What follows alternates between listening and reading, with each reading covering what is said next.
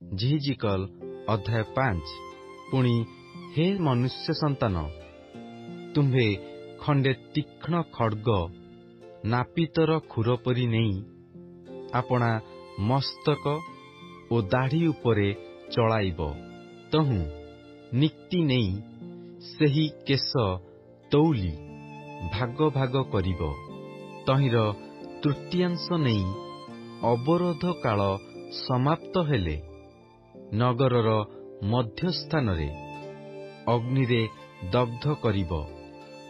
ପୁଣି ତୃତୀୟାଂଶ ନେଇ ତହିଁର ଚତୁର୍ଦ୍ଦିଗରେ ଖଡ୍ଗରେ କାଟିବ, ଆଉ ତୃତୀୟାଂଶ ନେଇ ବାୟୁରେ ଉଡ଼ାଇଦେବ ଓ ଆମ୍ଭେ ତହିଁର ପଛେ ପଛେ ଖଡ୍ଗ ନିଷ୍କୋଷ କରିବା। ପୁଣି ତୁମ୍ଭେ ଅଳ୍ପ ସଂଖ୍ୟକ କେଶ ନେଇ ଆପଣା ବସ୍ତ୍ରର ଅଞ୍ଚଳରେ ବାନ୍ଧିବ ଓ ତହିଁ ମଧ୍ୟରୁ କିଛି ହିଁ ନେଇ ଅଗ୍ନି ମଧ୍ୟରେ ପକାଇ ଦଗ୍ଧ କରିବ।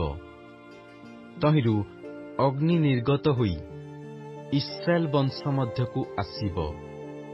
ପ୍ରଭୁ ସଦାପ୍ରଭୁ ଏହି କଥା କହନ୍ତି, ଏ ଜେରୁସାଲେମ, ଆମ୍ଭେ ଏହାକୁ ଗୋଷ୍ଠୀଗଣ ମଧ୍ୟରେ ସ୍ଥାପନ କରିଅଛୁ ଓ ତାହାର ଚତୁର୍ଦ୍ଦିଗରେ ନାନା ଦେଶ ଅଛି। ଆଉ ସେ ଦୁଷ୍ଟତା କରି ସେହି ଗୋଷ୍ଠୀଗଣ ଅପେକ୍ଷା ଆମ୍ଭ ଶାସନାବଳୀ ବିରୁଦ୍ଧରେ ଓ ତାହାର ଚତୁର୍ଦ୍ଦିଗ ସ୍ଥିତ ଦେଶସମୂହର ଅପେକ୍ଷା ଆମ୍ଭ ବିଧି ସକଳର ବିରୁଦ୍ଧରେ ବିଦ୍ରୋହାଚରଣ କରିଅଛି। କାରଣ ସେମାନେ ଆମ୍ଭର ଶାସନାବଳୀ ଅଗ୍ରାହ୍ୟ କରିଅଛନ୍ତି ଓ ଆମ୍ଭର ବିଧିରୂପ ପଥରେ ଗମନ କରିନାହାନ୍ତି। ଏଣୁ ପ୍ରଭୁ ସଦାପ୍ରଭୁ ଏହି କଥା କହନ୍ତି, ତୁମ୍ଭେମାନେ ଆପଣା ଚତୁର୍ଦ୍ଦିଗ ସ୍ଥିତ ଗୋଷ୍ଠୀଗଣ ଅପେକ୍ଷା ଅଧିକ ଗଣ୍ଡଗୋଳକାରୀ ଅଟ ଓ ଆମ୍ଭ ବିଧିରୂପ ପଥରେ ଗମନ କରିନାହଁ, କିଅବା ଆମ୍ଭର ଶାସନ ସକଳ ପାଳନ କରିନାହଁ, ଅଥବା ଆପଣା ଚତୁର୍ଦ୍ଦିଗ ସ୍ଥିତ ଗୋଷ୍ଠୀଗଣର ବିଧାନାନୁସାରେ କର୍ମ କରିନାହଁ। ଏଥିପାଇଁ ପ୍ରଭୁ ସଦାପ୍ରଭୁ ଏହି କଥା କହନ୍ତି, ଦେଖ, ଆମ୍ଭେ ହିଁ ତୁମ୍ଭର ବିପକ୍ଷ ଅଟୁ ଓ ଆମ୍ଭେ ଗୋଷ୍ଠୀଗଣର ସାକ୍ଷାତରେ ତୁମ୍ଭ ମଧ୍ୟରେ ବିଚାର ସାଧନ କରିବା। ପୁଣି ଯାହା ଆମ୍ଭେ କରିନାହୁଁ ଓ ଯହିଁର ତୁଲ୍ୟ ଆଉ ଆମ୍ଭେ କରିବା ନାହିଁ, ଏପରି କର୍ମ ତୁମ୍ଭମାନଙ୍କର ଘୃଣାଯୋଗ୍ୟ ସକଳ କ୍ରିୟା ସକାଶୁ ଆମ୍ଭେ ତୁମ୍ଭମାନଙ୍କ ମଧ୍ୟରେ କରିବା। ଏଥିପାଇଁ ତୁମ୍ଭମାନଙ୍କ ମଧ୍ୟରେ ପିତୃଗଣ ସନ୍ତାନଗଣକୁ ଭୋଜନ କରିବେ ଓ ସନ୍ତାନମାନେ ଆପଣା ଆପଣା ପିତାକୁ ଭୋଜନ କରିବେ। ପୁଣି ଆମ୍ଭେ ତୁମ୍ଭ ମଧ୍ୟରେ ବିଚାର ସାଧନ କରିବା ଓ ତୁମ୍ଭର ସମଗ୍ର ଅବଶିଷ୍ଟାଂଶକୁ ଚତୁର୍ଦ୍ଦିଗରେ ଛିନ୍ନ ଭିନ୍ନ କରିବା।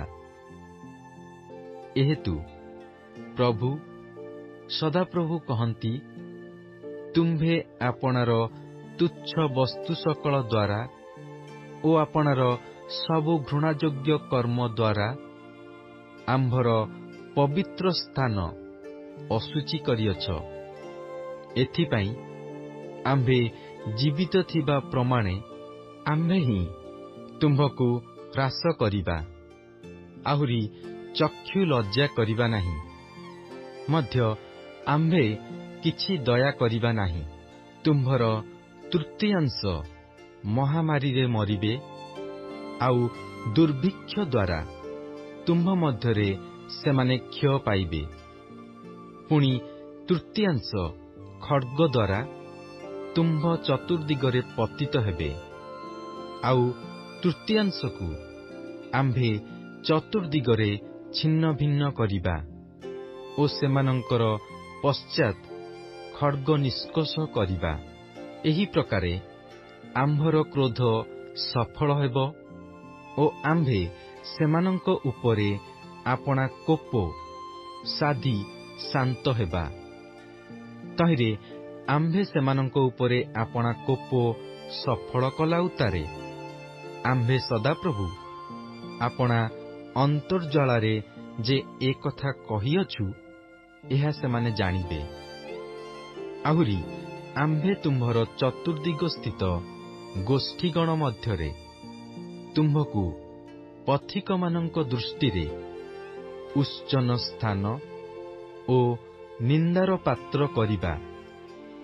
ଏହି ରୂପେ ଯେତେବେଳେ ଆମ୍ଭେ କ୍ରୋଧରେ, କୋପରେ ଓ କୋପଯୁକ୍ତ ଭର୍ତ୍ସନାରେ ତୁମ୍ଭ ମଧ୍ୟରେ ବିଚାର ସାଧନ କରିବା, ସେତେବେଳେ ତୁମ୍ଭ ଚତୁର୍ଦିଗ ସ୍ଥିତ ଗୋଷ୍ଠୀଗଣ ନିକଟରେ ତାହାର ନିନ୍ଦାର, ଉପହାସର, ଶିକ୍ଷାର ଓ ବିସ୍ମୟର ବିଷୟ ହେବ।